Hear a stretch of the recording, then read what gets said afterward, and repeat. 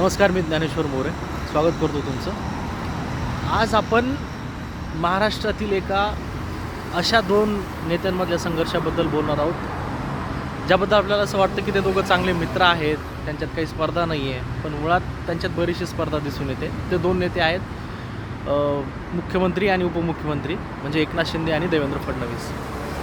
काल परवा नाशिक धुळ्यामध्ये मोदींची सभा झाली. त्या सभेमध्ये मोदींनी इनडायरेक्टली देवेंद्र फडणवीस यांना महाराष्ट्राचा भावी मुख्यमंत्री म्हणून घोषित टाकलं, किंवा निवडणुकीनंतर जर भाजपचा महायुतीचा चेहरा कोणी असेल मुख्यमंत्रीपदाचा तर ते देवेंद्र फडणवीस असतील, असं त्यांनी अप्रत्यक्ष सगळ्या लोकांना किंवा महाराष्ट्राला सांगून टाकलं. पण आपण जर मागे गेलो तर ह्या नेत्यांमधला नेमका संघर्ष काय आहे, यांची स्पर्धा कशी कशी कशी हळूहळू तीव्र होत गेली, याबद्दल आपण बोलणार आहोत.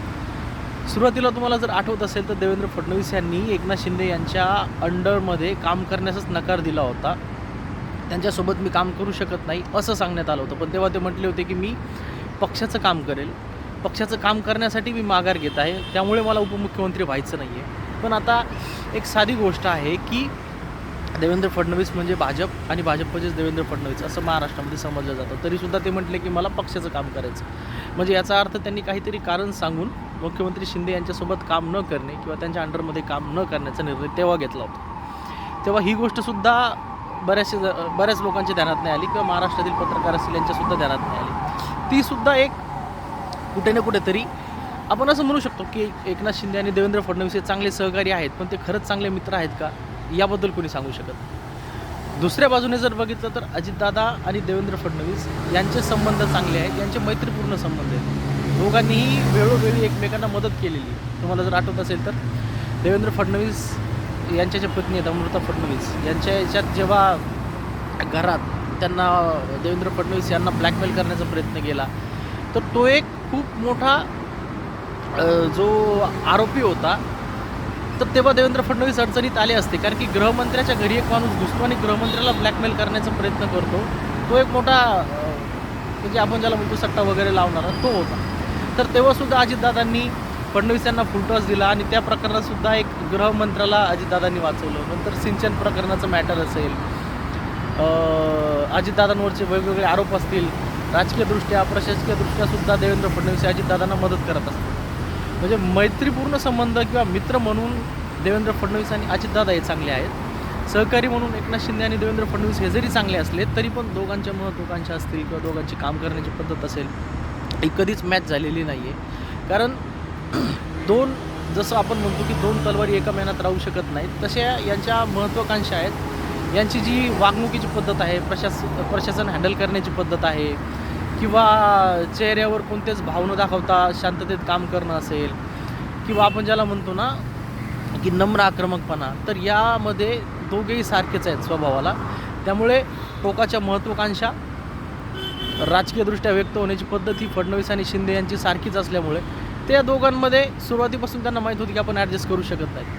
पण नंतरचं जेव्हा बघू शकतो आपण की सुरुवातीला एकनाथ शिंदे यांच्या प्रेसमधून माईक बाजूला घेणं, एकनाथ शिंदे यांच्या मागे प्रॉम्प्टिंग करणं की हे बोला ते बोला, प्रशासनामध्ये सांगणं की मुख्यमंत्री निर्णय घेतील किंवा आम्ही जे बोलू तेच मुख्यमंत्री करतील, आता ते दिसत नाही.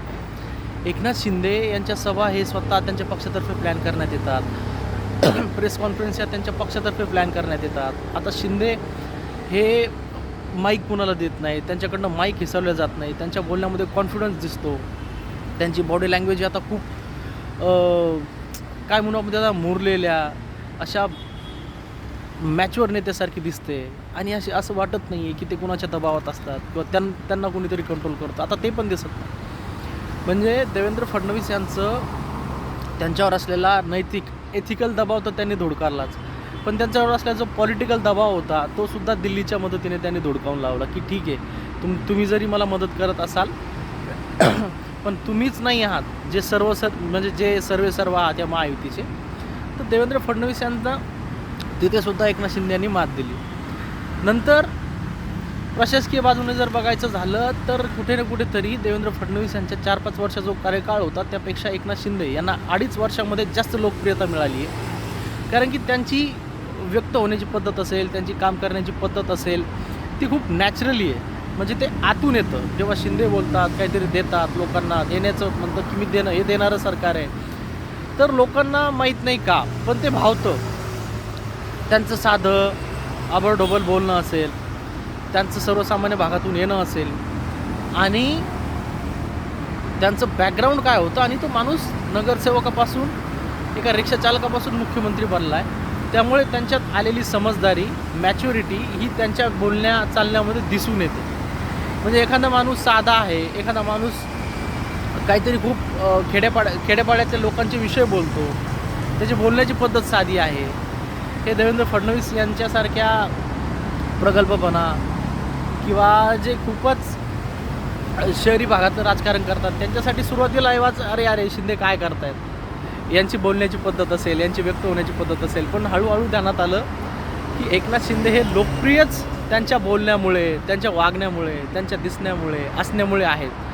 आणि जे नॅचरलीच असावं लागतं ते इनबिल्ड PR करून किंवा वेगवेगळ्या प्रवक्त्यांथ्रू तुमचा नेता किती मोठा हे बोलून येत नाही. तर त्यामुळे लोकप्रियतेच्या दृष्टीने, प्रशासनाच्या दृष्टीने, राजकीय दृष्टीने एकनाथ शिंदे हे हळूहळू फडणवीसांना एका दृष्टीने दाबत गेले म्हणा किंवा त्यांच्या वरचढ होत गेले.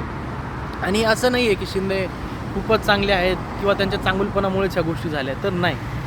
तर मुळात शिंदे यांना साधं, हलकं आणि कमी समजणं हीच भाजप आणि देवेंद्र फडणवीसांची चूक होती. आणि तीच चूक कुठेतरी देवेंद्र फडणवीस यांना डॅमेज करून गेली. त्यामुळे आता शिंदे यांना थांबवण्यासाठी फक्त देवेंद्र फडणवीस यांनाच नाही तर पूर्ण भाजपला, त्यामध्ये दिल्लीच्या भाजपला, सेंट्रल भाजपलासुद्धा हे सांगावं लागतं की आम्ही तुमच्यावर उपकार केले होते, दया केली होती, त्यामुळे तुम्ही तिथे आहात. आम्ही शांत आहोत, आमच्याकडे ताकद आहे, आम्ही ती वापरत नाही म्हणून तुम्ही तिथे आहात. ही गोष्ट तुम्ही ध्यानात ठेवली पाहिजे. म्हणजे केलेल्या उपकाराची जाणीव, आणि केलेल्या उपकाराची जाणीव फक्त ही काही समोरच्या व्यक्तीला जाणून करून देण्यासाठी नसतं, तर त्याला लायकीत राहण्यासाठी पण सांगितलेलं असतं की मी असा होतो म्हणून तू तसा आहे, किंवा मी हे केलं म्हणून तुझ्यासाठी याचा फायदा झाला. तर इनडायरेक्टली कुठे ना कुठेतरी शिंदेंनाही वॉर्निंग होती. पण मला असं वाटतं वैयक्तिक शिंदेंचा स्वभाव बघता, शिंदे हे जनतेसाठी उदार जरी असले पण तो राजकीयदृष्ट्या खूप चाणाक्ष आणि चतुर माणूस आहे. आणि नेमकं ते ओळखण्यातच कदाचित अजितदादा असतील, देवेंद्र फडणवीस असतील, भाजप असतील, उद्धव ठाकरे असतील कमी पडले.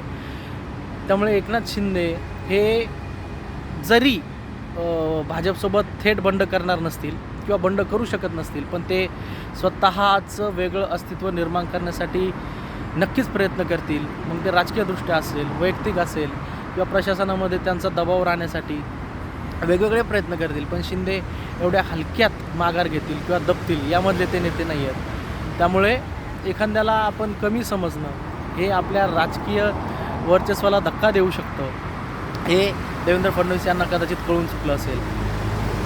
शिंदे यांनी देवेंद्र फडणवीस यांना जुमानून थेट मोदींच्या कंपॅरिझन स्वतःशी केलं होतं. मागे तुम्हाला जर आठवत असेल, ते एक ॲड दिली होती. त्यामध्ये महाराष्ट्राचा मुख्यमंत्री कोण, महाराष्ट्राचा सर्वात लोकप्रिय मुख्यमंत्री किंवा भारतातील सर्वात लोकप्रिय मुख्यमंत्री कोण, तर शिंदे. महाराष्ट्रामध्ये मोदीनंतर किंवा देशात मोदी तर महाराष्ट्रात फडणवीस नाही, तर शिंदे हेच लोकप्रिय जनतेचे किंवा लोकांच्या मनातले मुख्यमंत्री आहेत, अशी ॲड देणारे शिंदे होते.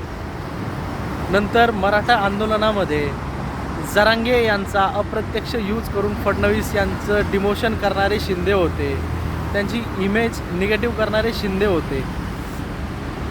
मराठा OBC असा संघर्ष लावून आपल्या हक्काची वोट बँक तयार करणारे सुद्धा शिंदेच होते. आणि तशा व्यक्तीला राजकीयदृष्ट्या बोळा समजणं ही सर्वात मोठी चूक होती. तर बघू महाराष्ट्राचे इलेक्शन रंगतदार होते, तर पुढे काय होतं. थँक्यू.